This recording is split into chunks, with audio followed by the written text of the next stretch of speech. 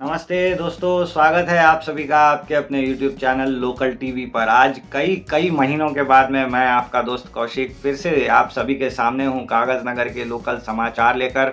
आप लोग देखना शुरू कर चुके हैं आपका अपना YouTube चैनल लोकल टीवी, जहां पे आपको कागज़ नगर की अपडेट्स लगातार मिलती रहेंगी। वैसे तो आज कोई खास खबर है नहीं, इलेक्शन का माहौल है, लेकिन इससे पहले की खबरों की शुरुआत हो, आपको एक इम्पॉर्टेंट खबर देना चाहूँगा। आज शाम यानी 10 फरवरी के शाम के समय में फॉरेस्ट डिपार्टमेंट ने एक स्टैट्यूटरी वार्निंग जारी की है। इस वार्निंग में क्या कहा गया है कि कोसनी के पास में जो है बाघ के यानी टाइगर के पंजों के निशान देखने को मिले हैं। तो ये काफ़ी चिंताजनक बात है। समझ में आ रहा होगा कि कागज़ नगर के आसपास में ही जो है टाइगर घूमता हुआ मिल रहा है। ये कभी भी किसी भी लोकेशन पे जा सकता है। हो सकता है कि आपको चिंतागुड़ा के तरफ मिले, या फिर आपको सरसिल के तरफ मिल जाए, या फिर ऊटपल्ली रेगुलगुड़ा के तरफ जाता हुआ दिखे, वेमपल्ली जाता हुआ दिखे, या फिर ऐसा भी हो सकता है कि आप सिरपुर टाउन जा रहे हो, रास्ते में आपको टाइगर दिख जाए। तो थोड़ा सा बचकर रहिएगा।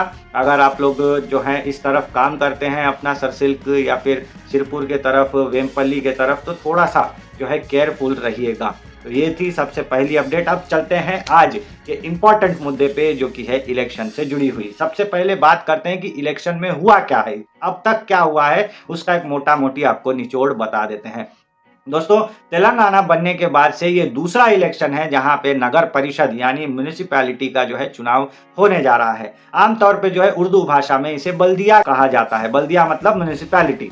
तो यहाँ पे इलेक्शन हो रहे हैं। हमारे कागज़ नगर में एक म्युनिसिपैलिटी का जो है बिल्डिंग बना हुआ है, वहाँ पे भी जो है हमारे तरफ से काम करने के लिए 30 लोगों को अपॉइंट किया जाएगा। यानी 30 वार्ड है तो 30 काउंसिलर हम लोगों को अपॉइंट करके भेजना है। और इन 30 लोगों का एक हेड होगा, जिसे कि हम लोग कागज़ नगर के म्युनिसिपैलिटी का चेयरपर्सन कहेंगे। तो आई होप आपको समझ में आ गया होगा कि चेयरपर्सन किसे कहा जाता है। इन 30 काउंसिलरों में एक कोई हेड, जिसके पास ज़्यादा काउंसिलरों की ताकत होगी, वो चेयरपर्सन बनेगा। इस बार जो है चेयरपर्सन का एक रिजर्वेशन आया है, जो कि है बीसी लेडी के लिए, यानी किसी भी एक महिला जो कि बीसी कैस्ट की है, उनको जो है यहाँ पे चेयरपर्सन बनाया जाएगा। तो वाजिब सी बात है, 30 लोगों की काउंसिल है तो 30 में से कम चेयरपर्सन बनाने के लिए 16 काउंसिलरों की जरूरत पड़ेगी। तो ये वही खेल है जो एमएलए इलेक्शन में आपको देखने को मिलता है, एमपी इलेक्शन में देखने को मिलता है। जिसके पास ज्यादा नंबर है वो अपना जो है यहाँ पे काउंसिल बनाएगा। तो खैर जो भी हो, अब तक के आपको निचोड़ बता देता हूं। सबसे पहले शुरुआत करेंगे बीआरएस पार्टी से। जी हां दोस्तों, बीआरएस पार्टी में एक ऐसी असंभव घटना सामने आई है जो कि संभव हो चुकी है। जी हां, बीआरएस में अब तक गुटबाजी देखने को मिल रही थी। एक तरफ आरएस प्रवीण कुमार जी का एक ग्रुप था और दूसरी तरफ पूर्व विधायक कोनेरू कोनप्पा साहब का एक ग्रुप था। ये दोनों अचानक से इस चुनाव में साथ में देखे गए हैं। कई स्टेज प्रोग्रामों में साथ में दोनों ने भाषण दिया है, साथ में देखने को मिले हैं। जो इनके चुनाव प्रचार के लिए ऑटो घूम रहे हैं, इसमें दोनों के एक साथ कटआउट लगे हुए हैं। तो ये बहुत ही मतलब चौंकाने वाली बात है कागज़ नगर के लोगों के लिए कि दोनों जो एक दूसरे के, दोनों के ग्रुप जो है एक दूसरे को बिल्कुल नापसंद करते थे, जानी दुश्मन जैसा व्यवहार था कुछ ही महीनों पहले तक, आज वो दोनों एक साथ काम करते हुए दिखाई दे रहे हैं। यही है राजनीति। यहाँ पे हर चीज़ पॉसिबल है, किसी भी चीज़ को आपको इम्पॉसिबल नहीं समझना चाहिए।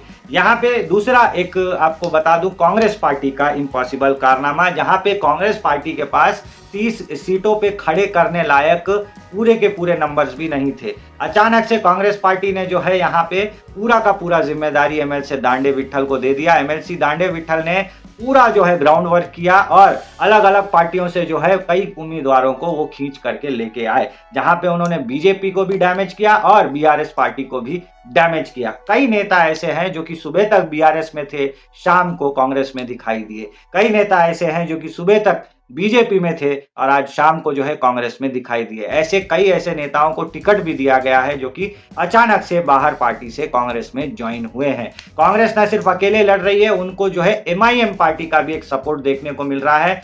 3 जगह पे एमआईएम पार्टी ने अपने उम्मीदवार उतारे हैं और एमआईएम पार्टी के लिए यहाँ पे प्रचार करने के लिए एक स्टार कैंपेनर आए थे, जो कि है माजिद हुसैन साहब। माजिद हुसैन साहब जो है हैदराबाद के नामपल्ली वाले सीट के एमएलए हैं। तो उन्होंने कागज़ नगर में आके जो है एक पैदल मार्च किया, वहाँ पे प्रचार वगैरह किया जैसा कि होता है एमआईएम पार्टी का, शाम के समय में वो लोग एक पब्लिक मीटिंग रखते हैं, उसमें उन्होंने धूमधाम भाषण दिया और एमआईएम के हक में वोट मांगे। तो ये परिस्थिति है कांग्रेस और एमआईएम की। कांग्रेस में एक ऐसा चेहरा भी जो है जुड़ता हुआ देखा गया जो कि काफी कंट्रोवर्सी में था। वो चेहरा है आरएस प्रवीण के राइट हैंड रहे लेंडू गुरेश श्यामराव साहब। जी हाँ दोस्तों, कभी आरएस प्रवीण के हनुमान कहे जाने वाले लेंडू गुरेश श्यामराव एकाएक कांग्रेस पार्टी ज्वाइन करते देखे गए हैं। इससे आरएस प्रवीण के जो ग्रुप है उसको काफी नुकसान पहुंचता देखा गया है।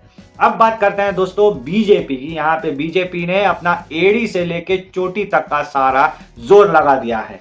तो यहाँ पे एक म्युनिसिपल इलेक्शन के लिए महाराष्ट्र के सीएम तक को उतरना पड़ा प्रचार करने के लिए। इतिहास में शायद ऐसा पहली बार हो रहा है जहाँ पे कागज नगर के म्युनिसिपल चुनाव के लिए इतने बड़े एक व्यक्ति को प्रचार के लिए बुलाया गया है।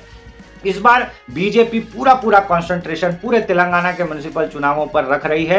उनका ऐसा मानना है कि बड़े बड़े लोगों को अगर हम यहाँ पे प्रचार के लिए बुलाएंगे तो ज़्यादा से ज़्यादा म्युनिसिपैलिटियों में सीट गेन हो सकता है। तो करीमनगर में भी, निज़ामाबाद में भी, हमारे कागज नगर में, मंचिरियाल में बहुत सारी ऐसी सीटों पर अलग अलग म्युनिसिपैलिटियों में बड़े बड़े स्टार प्रचारकों को जो है बुलाया गया जस्ट म्युनिसिपल इलेक्शन के चुनावों के लिए। कागज नगर में जो है महाराष्ट्र के मुख्यमंत्री देवेंद्र फडणवीस जी का आना हुआ। उस 7 तारीख के दिन यहाँ पे आए थे और उन्होंने न सिर्फ कागज नगर का बल्कि हाथों हाथ आसिफाबाद के म्युनिसिपल के लिए भी जो है वोट मांग लिए। उनका भी प्रोग्राम यहाँ पे हो गया। तो करीब करीब इस प्रोग्राम में मेरे ख्याल से 8 से 10 हजार से ज्यादा लोग जो है शामिल हुए थे। और चूंकि आसिफाबाद का भी प्रोग्राम इसमें इंक्लूडेड था तो वहां के भी कुछ लोग यहाँ पे आए थे मुख्यमंत्री देवेंद्र फडणवीस को देखने के लिए। और देवेंद्र फडणवीस अकेले नहीं आए थे, उनके साथ में थे हमारे जो तेलंगाना का जो हमारा वाला इलाका है उसके जो टीचर्स एमएलसी कोटे के हैं कोमरैया मल्का गारू, वो भी साथ में यहाँ पे प्रचार में आए थे। उनके साथ में हमारे आदिलाबाद के सांसद गोड़म नागेश साहब आए थे। हमारे एमएलए डॉक्टर पालवाई हरीश बाबू साहब मौजूद थे। तो एक बड़ी लाइनअप जो है यहाँ पे बीजेपी के सपोर्ट में देखने को मिली है। बीजेपी ने भी अपने 30 के 30 वार्डों में उम्मीदवार उतारे हैं और पूरा जोर लगा रही है। सुबह से लेके शाम तक जो है एमएलए पालवाई हरीश बाबू साहब पूरे कागज नगर का दौरा करते हुए दिख रहे हैं। वो एक एक करके अपने जो है काउंसिलर कैंडिडेट्स के पास में जा रहे हैं और डोर टू डोर प्रोग्राम भी कर रहे हैं। बीजेपी की प्रोग्राम होती है उसको स्ट्रीट कॉर्नर मीटिंग कहा जाता है, वो प्रोग्राम भी ये करते हुए दिखाई दिए। काफी एक्टिव थे इन प्रचार के दिनों में। खैर ये सब हो गया, प्रचार थम चुका है। अब कल यानी 11 फरवरी के दिन वोट पड़ना बाकी है। अब बात करेंगे उन चीजों की जो कि कल होने वाले हैं 11 फरवरी के दिन पे।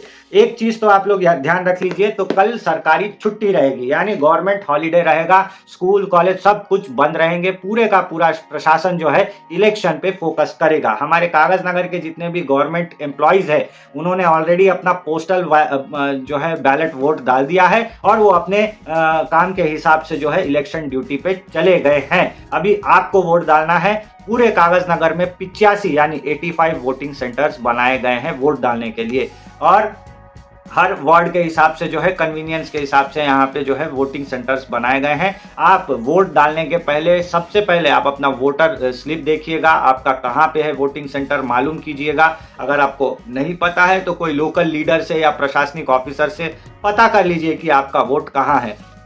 सुबह 7 बजे ये वोटिंग प्रोसेस शुरू होगी, शाम को 5 बजे तक जो है ये वोटिंग प्रोसेस चलेगी। तो मेरा ये मानना है आप सुबह सुबह उठ करके सबसे पहले वोट कीजिए, उसके बाद में बाकी के काम कीजिए। इसके बाद आपको और एक चीज बता दूं, आपको जो है ना वोट डालने के बाद में आपको फ्लैट वोट डालना है। मतलब आपको जो है चिट्ठी मिलेगी, चिट्ठी के अंदर में आपको स्टैंप मार के उस चिट्ठी को फोल्ड करके डब्बे में डालना है। इलेक्ट्रॉनिक वोटिंग मशीन इस छोटे छोटे इलेक्शनों में यूज नहीं की जाती। तो खैर आपको एक चीज ध्यान रखना है, जब आप वोट डालेंगे स्टैंप मारने के बाद पेपर को ऐसे साइड बाय साइड मोड़ के फोल्ड कीजिएगा। आप अगर ऊपर से नीचे फोल्ड करेंगे तो आपने जो ऊपर स्टैंप मारा है वो नीचे भी उसका एक कुछ छप जाएगा ब्लू कलर का, या नीचे मारा होगा तो ऊपर छप जाएगा। जो भी है आपका वोट वेस्ट हो जाएगा। तो आपको अगर अपना वोट वेस्ट नहीं करना है तो आप स्टैंप मार के साइड बाय साइड पेपर को फोल्ड कीजिए, उसके बाद ऊपर नीचे करके डब्बे में डाल दीजिए। ठीक है ना, ये चीज आप लोगों को ध्यान में रखनी है। आप लोगों को और एक चीज ध्यान में रखनी है, पूरे नियम कानून के साथ में आप लोगों को एकदम चुनावी रूल के हिसाब से चलना है। कोई भी आप लोग गुटबाजी मत कीजिए, एक जगह पे ग्रुप बनाकर मत खड़े रहिए, गैंगबाजी मत कीजिए, दूसरे लोगों के साथ में झगड़े वगड़े मत लगाइए। क्योंकि एक बात बताता हूँ, कोई भी केस शायद खत्म हो सकता है, लेकिन इलेक्शन के दौरान लगा हुआ केस कभी खत्म नहीं होता, वो जिंदगी भर चलता ही रहता है। उससे होता कुछ नहीं होगा, लेकिन आपके ऊपर एक रिमार्क लग जाएगा कि आप पे केस बना हुआ है। तो ध्यान दीजिएगा इस बात का। ऑलरेडी इसकी जो सूचना है हमारे प्रशासन ने दे दी है। आज कागज नगर में जो है एक पैदल फ्लैग मार्च निकाला गया प्रशासन के द्वारा। इस फ्लैग मार्च में 2 अधिकारी मेन तौर पे जो है सामने दिखाई दिए। एक हमारी कलेक्टर जो है, नई कलेक्टर आई है हारिका जी, और एक हमारी जो है एसपी साहिबा हमारी नीतिका पंत जी। इन दोनों ने जो इस फ्लैग मार्च को लीड किया। पूरे कागज नगर में जो है 500 से ज्यादा पुलिस वालों को जो है डिप्लॉय किया गया है इलेक्शन के लिए। तो एकदम ठंडे दिमाग से वोट डाल के आइए, आपके पसंदीदा कैंडिडेट को वोट डाल के आइए। वोट डालने के पहले सोचिए कि कौन सा कैंडिडेट जो है आपके काम आ सकता है। वोट डालने के दौरान आप 2 मिनट एक्स्ट्रा सोचिए, लेकिन सोच करके वोट दीजिए कि आपको कौन सा कैंडिडेट काम आने वाला है चुनाव के बाद में। ऐसा नहीं कि हमने वोट डाल दिया और वो कैंडिडेट हमको भूल गया, 5 साल याद ही नहीं किया। तो एकदम सोच समझ के आप डालिए वोट। हमारा चैनल किसी पार्टी का नहीं है, हम किसी पार्टी का प्रमोशन नहीं करते। आपसे बस इतनी गुजारिश करते हैं कि आप अपने हिसाब से वोट जरूर डालिएगा। मिलते हैं दोस्तों अगली कड़ी में, तब तक अपना ध्यान जरूर रखिए। नमस्कार।